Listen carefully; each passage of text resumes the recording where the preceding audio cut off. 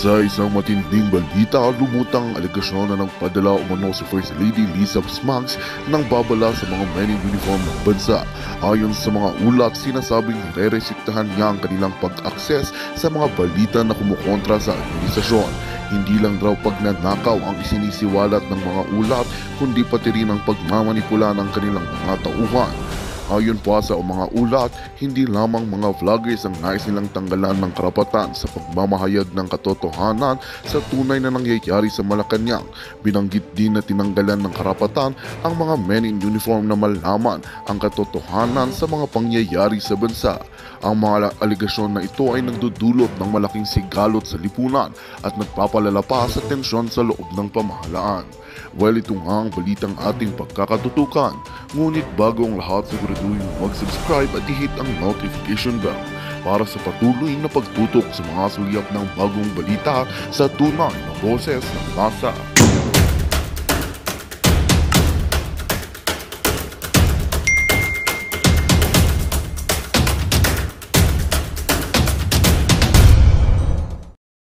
Let's talk about gag order. May nakarating sa atin. This is from sa loob. Okay? Lagi naman sa loob yung ating yung Doki. So pinarating sa atin ang ating mga palanggang brusko at magagandang kasundaluhan at kapulisan, lalo mga kasundaluhan, na inatasan sila, okay? Okay.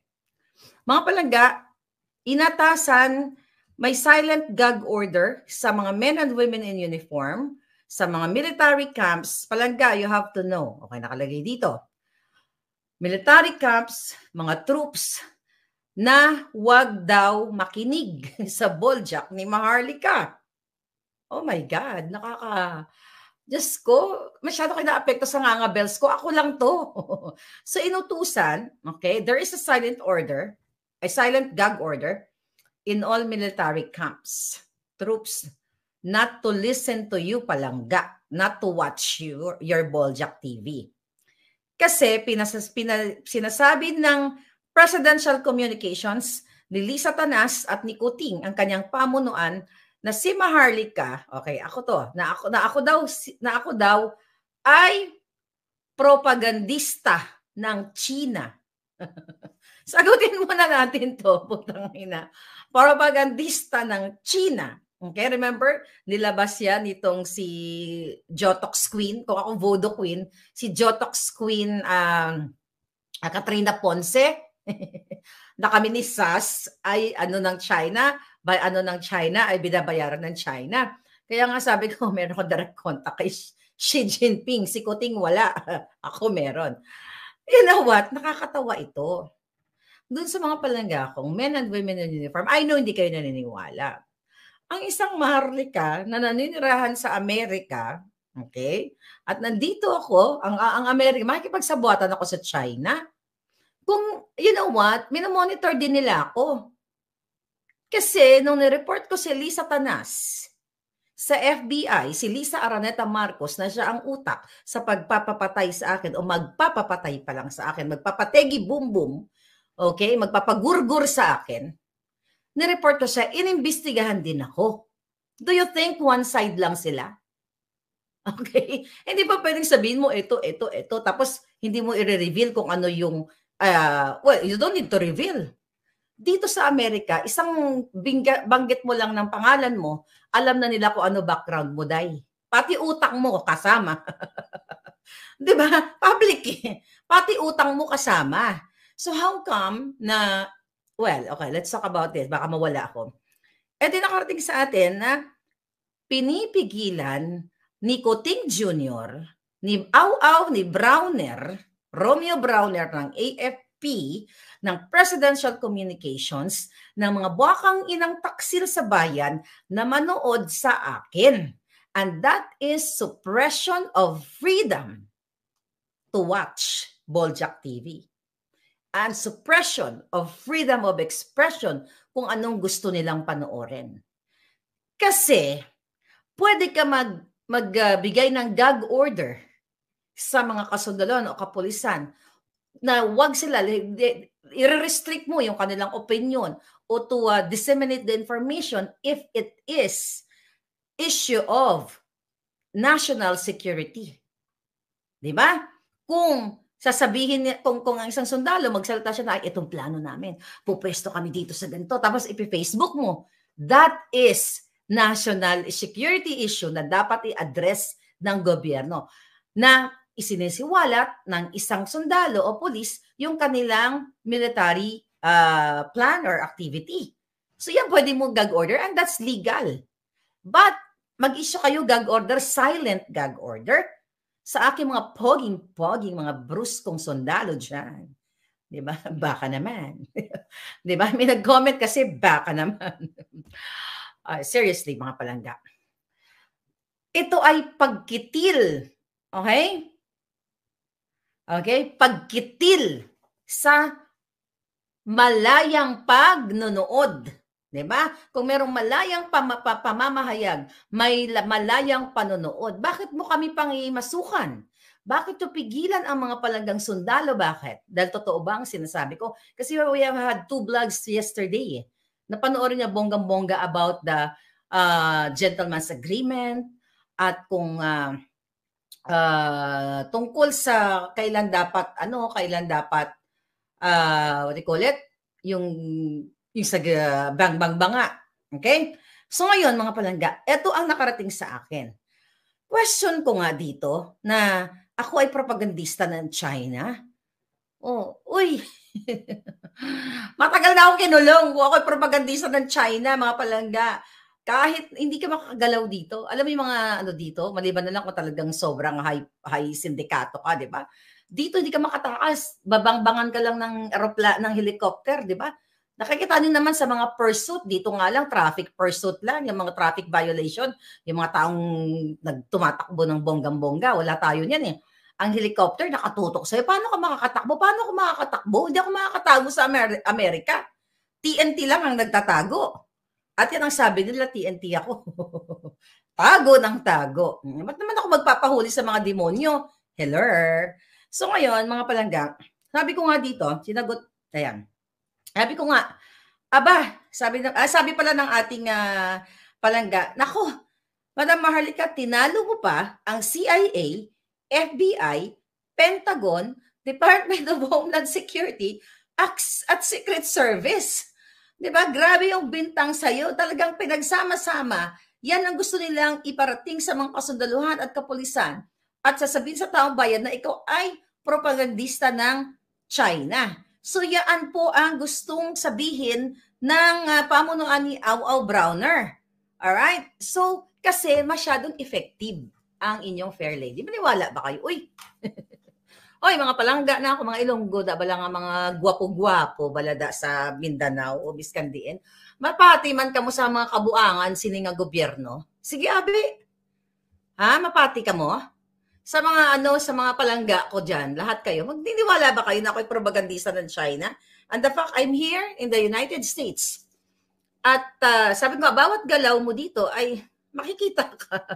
Paper trail, lahat, kahit mag-cash to cash pa kayo mga palangga, madali kang ma-Julie Detay kung ikaw ay napakasobrang, hi Joseph Umagap, napakalupit naman yan kasi ang Amerika ay talagang inaay nila yung mga taong nagkikipagsabwatan sa mga ganyang klaseng bintang. At I'm proud to say na yes, I am maalindog. Okay, let's talk about that mga sir, mga palangga. Imagine ninyo, pinadalan kayo ng gag order para pigilan kayo, para patahimikan kayo, para wag kayo magsalita, para i-restrict ang inyong mga karapatan, mga palangga. I-restrict kayo. Di ba?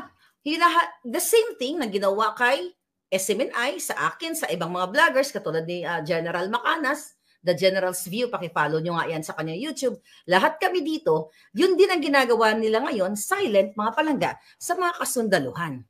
Imagine ninyo, mga kababayan, itong ginagawa ng gobyernong ito, na pinipigilan kayong lahat na magsalita. Di ba, remember, that was January. Yeah, January, nung bago mag-kick-off rally, si Kutik Jr., sa Carino Grandstand, na inatasan din nila, it's like gag order pa rin, silent gag order, na sinabi nila na mag-like, remember that? Na mag-like at mag-comment sa Bagong Pilipinas sa lahat ng mga ahensya ng gobyerno o yung sa mga drama ni Kuting. And remember, mga poging-poging mga sundalong brusko at mga polis, di ba? Ni-require kayo. Not require, pinuwersa kayo. Finorced kayo na mag-like, mag-comment, mag-change ng mga pictures, profile pictures ninyo ng Bagoong Pilipinas, sabi nga nila. At yan po ay diktadorya yan. Pagdikta sa mga bagay na personal ninyo na hindi nyo dapat sundin. Kasi ang inuutos sa inyo ay walang koneksyon sa inyong trabaho. Kung gusto mo mag-sexing picture, imagine mo, gusto nila, papalitan nila ng Bagong Pilipinas para lang sabihin na si Kuting ay maganda ang ginagawa. Hindi kailangan ng buwaka ng inang gobyernong ito na pilitin ang ating mga kapulisan, mga kasundaluhan na magbago ng mga Facebook page para ipakita sa taong bayan na maayos ang kanyang pamunuan. Kailangan niyang gawin, aksyon. Kung gusto niya pala, mga jutang dinas, tangina Bernie Santo ngayon, sabi ko, cool lang ako, pa-cute lang ako, pero hindi ko maiwasan. Kung gusto pala ni Kuting, mga kababayan, na bumango siya sa Pilipino dahil sa kanyang mabuting gawain, dapat gawin niya. Ipalaganap ang peace and order sa Pilipinas, hulihin niya ang mga pulburonik, mga manufacture, di ba? Babangbangin niya lahat. Kaysa pagbabangbang tayo sa China, di ba? Yun ang unahin niya para makita, maramdaman ng taong bayan ang peace and order sa mga iskinita, sa mga kanto. Hindi yung magpapalit mag-change ng picture profile, mag-hashtag chuchubels na ang Bagong Pilipinas eklabush, hanggang social media lang, hanggang profile picture lang. Kailangan ninyo ng gawa. Hindi dahil sa what? Dahil sa profile picture lang. So imagine ninyo, pinipigilan kayo. Pinipigilan kayong manood ng Boljak TV, ng Maharlika Network, ng Boljakan, sa Alinduggo. Ano ibig sabihin nun? Browner o Bronner? Romeo Bronner, di ba? May award ka pa sa paglingkod ng bayan. Paglingkuran mo ng totoo ang tunay ang bayan. Huwag mong sumunod sa utos ni Cheloy Garapil Juto at ni Bokangkang. Dahil yan ay ginutusan ni Lisa Tanas at ni Marcos Jr. na amo ninyo na kayo ay i-gag order, bigyan ng order na wag manood sa Boljak. Bakit tumatagos na ba sa puso ng ating mga palangga ang mga tinutura natin dito? Kasi ayaw po kayong isalang ni Kuting, mga men and women in uniform, mga palangga, lahat tayo, hindi lang men and women, sa gerang hindi dapat mangyari. Na dapat pwedeng solusyonan through diplomacy. You know what I mean? So ngayon, dahil effective ang ating puso sa puso na usapan dito, ngangabels sa ngangabels, ngayon nag-release ng gag order ang hinayupak na gobyerno ni Kuting. Pwede lang kayo mag-release ng gag order if this is all about military operations o yung mga polisiya ng gobyerno, yung pang-gobyerno. But yung ngangabels ko, pinupukaw ko lang ang kanilang damdamin, mga kababayan, kasi ang issue dito ay taong bayan at nakikita ninyo, nakikita ko. Hindi ba kayo bulag? Di ba? Kung ito ay usapin, dahil ang sinasabi ko dito, nag-encourage ako ng kaguluhan, mga palangga, that is the time na you will do something. But nag-encourage ba ako ng kaguluhan? Lagi kong sinasabi, speak up, speak up, speak up. It should be no pula-pula. It should be people's voice. And that is legal. At yan ay nakalagay sa Bill of Rights. Diba? Article 3, Section 4. Mga kalayaan natin, magpahayag, mag-assemble, iparating ang ating mga hindi magandang nararamdaman o nakikita sa kademonyuhan ng gobyerno. Now, pipigilan niyo sila manood. It's like kinikitil niyo sila.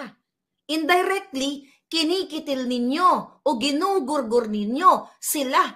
Not physically, pero ako, pag sinusuppress ako ng tao at hindi ako magsalita, mga palangga, parang ginurgur na rin ako. Diba? So, yun yung sinasabi ko sa inyo, mga kababayan. So, anong magiging impact nito? Merong dissent sa loob sa hanay ng military and police kasi niyuyurakan mo. Putang ina Kakuting, Lisa Tanas, lahat kayo. Niyuyurakan niyo ang karapatan, ang nararamdaman, ang puso ng mga tao, mga kasundaluhan na manood sa pelikula, sa vlog na gusto nila. Balay mo, nagandahan lang sila sa akin. Hello? Di ba, mga palangga? Malay mo, hindi naman nila ako pinapakinggan yung mga pinagnangawa ko. Gusto lang akong titigan yung alindog ko. You'll never know. Iba-iba kasi ang approach, o iba-iba ang mga tema ng pakiramdam natin. Totoo yun. Minsan kasi nanonood lang ako, meron akong mga pinapanood, hindi ako nakikinig, titignan ko na yung mga view or something, o titignan ko na yung mga bruskong mga six-packs, mga gano'n. Chika boom boom. Alright? Ay, nako, mga palangga. Next president, sabi ni Felisa Sara Duterte, dapat talaga umalis na yung mga paglugmok na yan. Okay, watching from Singapore, si Mary Jean. Okay, thank you, palangga.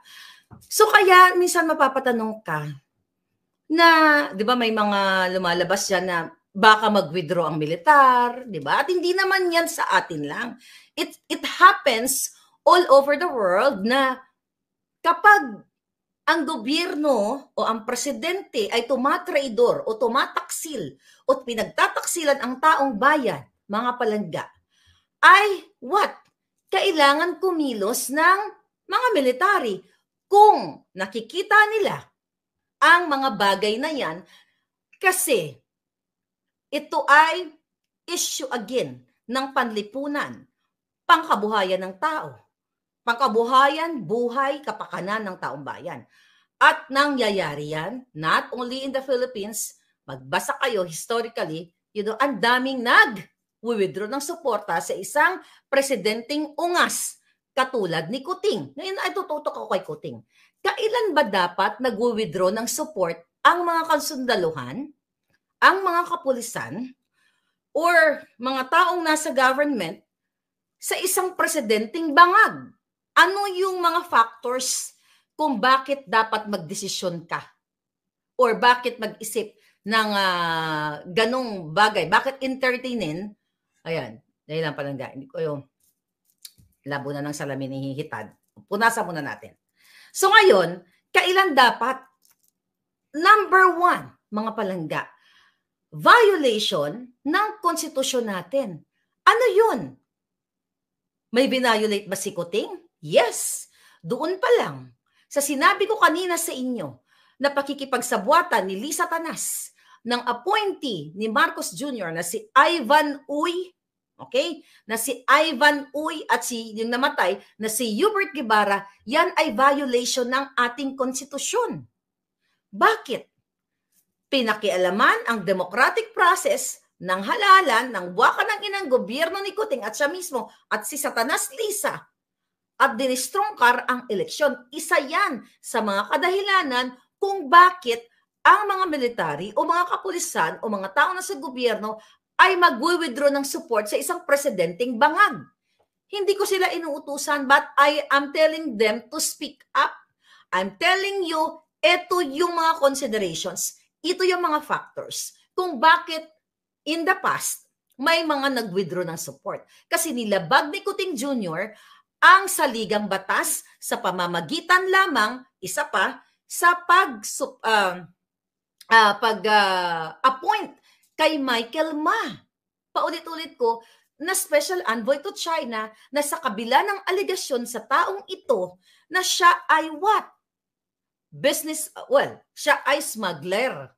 At pinapakita pa ni Lisa Tanas, ni Ahas, ang kanilang mga video pictures, jung. Hindi natin i-play ngayon kasi gusto ko tuloy-tuloy ako ngayon palangga. Yung mga video nila na they are together at kasama sa kanilang travel, and that is one factor. Okay? Isa sa mga factors kung bakit may mga nag-aalsa, bakit kailangan mag-withdraw ng suporta ang mga nakapaligid kay Kuting kasi doon pa lang nilabag niya na yung konstitusyon, mga palangga. Dapat ipagtanggol niya ang Pilipinas at protektahan sa mga smuggler.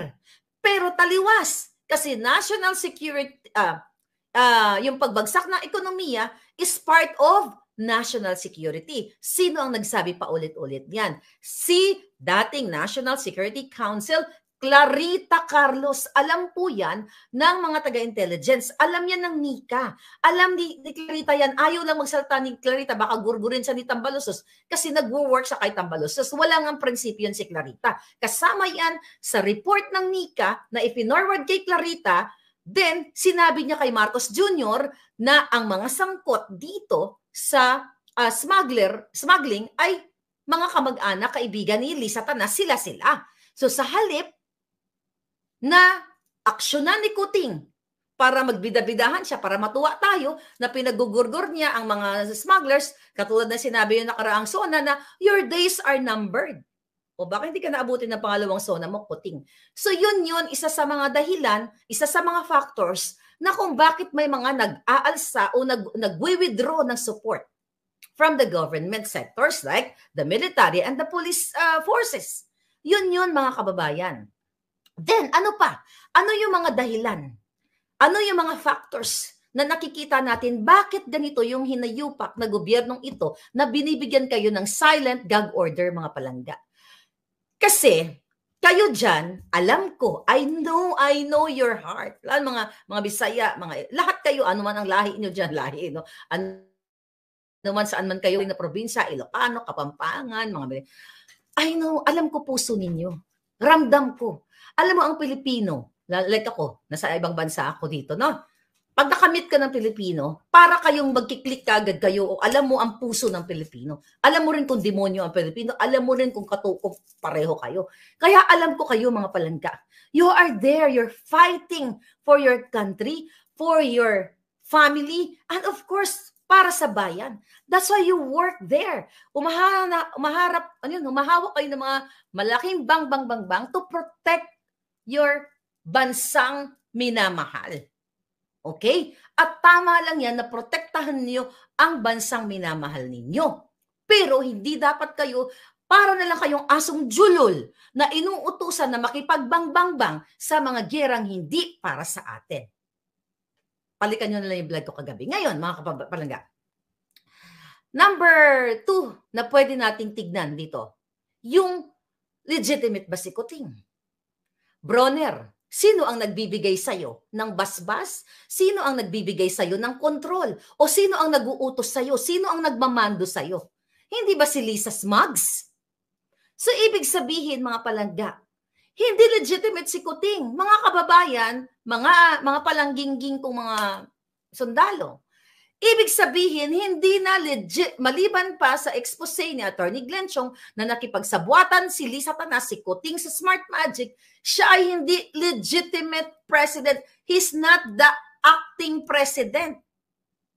Supposedly, siya ang presidente. Siya ang may mandato, pero Jutang Gini na, Biyernes Santo ngayon, Marlica, dahan-dahan. Okay?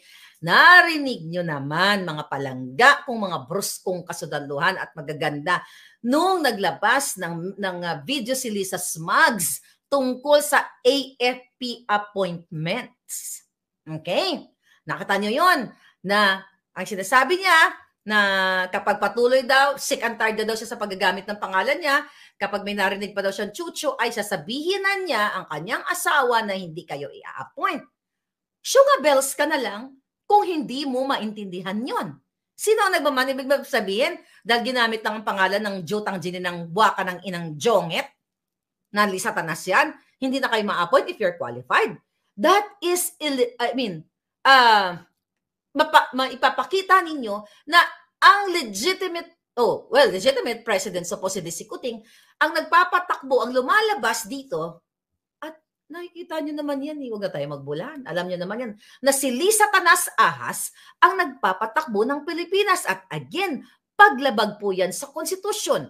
paglabag yan sa karapatan ng taong bayan na sila ay bumoto sana ng tama, pero dinaya ni Lisa Smugs at nung nadaya na't lahat-lahat, tapos nakaupo na, siya pa ang nagmando. Siya pa ang nagpapatakbo. Dahil si Kuting Jr. ninyo, laging bangag na bangag na bangag na bangag sa pulboronic o sa pulboron.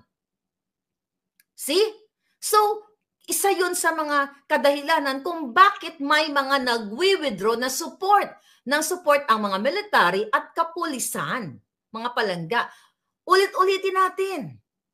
Yung pagkasangkot ni Lisa Tanas, ni Tambaloslos, ni Kuting, doon kay Mark Anthony Sayarot, paulit-ulit na sinasama nila sa kanilang mga travel. Okay? Tapos pinalaya, non-available yung case, pinalaya. So isa yan sa mga kadahilanan, maraming kadahilanan kung bakit kailangan na ang mga sundalo o kapulisan ay dumarating sa mga puntong yan na sila ay nakapag-isip-isip para mag-withdraw ng suporta sa isang bangag pulboronic na presidente. Ang dami niyang ginagawang kapalpakan. Failure. Ano mga failures niya? Mga failure niya para sulbin o i-address ang mga national security issue, kasama na nga yung pang-ekonomiya na paulit-ulit natin na ang smuggler, sabi niya bilang ng araw, pero yun pa rin, at kasama ang national security na hindi sana sumubo na lang ng pulburon kahit yung mga menor de edad dahil hinahayaan ni Marcos Jr. na magluto ng pulburon dyan sa Ayala, Alabang at pinoproteksyonan pa si Sayarot, alam yan ng mga taga-PIDEA. Okay? Hindi imbis na proteksyonan ng taong bayan. National security yun eh. Yung issue na yun. Kung lahat kayo dyan maging zombie na, dahil ang mga anak ninyo ay lumalaklak ng pulburon dahil 3-5 na lang ang halaga. You know what I mean? So hindi tinutugunan ni Kuting. Yung sinasabi lang niyang national security, yung pang water cannon nitong China. It's right to address that. Okay? But again, it's not right to provoke and to encourage your people na lumaban sa bang-bang-bang. Diba? Napag-usapan natin kagabi kung ano yung magiging impact kapag nagbabang-bang-bang. Hindi lang kahirapan, hindi lang sakit, mga chemical contamination. Diba? Hindi lang yon. Remember, may mga comfort women and comfort gay tayo in the past? Nakaraang gera? Ano ibig sabihin nun? Mga kababaihan, mga bruskong mga lalaking palangga ko, mga kabadingan, mga kapenerasyon ko, magiging biktima kayo. Okay? Kapag dumating yung gusto ni Kuting na makipagbang-bang-bang sa China. So failure para tugunan ang national security issue. Hindi po pwedeng gera ang solusyon. Ang solusyon ay dialogo. Hindi pang bubudol habang sila ay kumakamal ng pera ng bayan at ang kanilang mga kaibigan ay tuloy-tuloy ang smuggling, tuloy-tuloy ang pag-proliferate ng mga pulburon. My God, every single day pinag-uusapan natin yan. So yun yung mga dahilan kung bakit, huwag tayo lumayo sa ating issue natin, kung bakit may mga, hindi na sa Pilipinas, mga kasundaluhan, mga kapulisan, ay nag-withdraw sila ng suporta sa isang presidenteng bangag. Kasi imbis na depensahan ang karapatang right to life natin, right to property.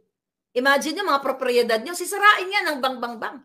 Protektahan ang pinag-investan ng mga OFW na minsan hindi pa binibigay sa kanila, hindi pa nga naibibigay yung mga condominium ninyo na binili nyo dyan sa kumpanya ni Acosar ng housing, o di ba? Babang-bangin na kayo. Ito po ang dami-daming factors na pwedeng tignan ng ating mga kapulisan, mga kasundaluhan. Kaya sila pinipigilan ng gobyernong itong makinig kay Maharlika kasi kay Boljak TV kasi ang pinagsasabi natin dito ay pawang katotohanan at realidad.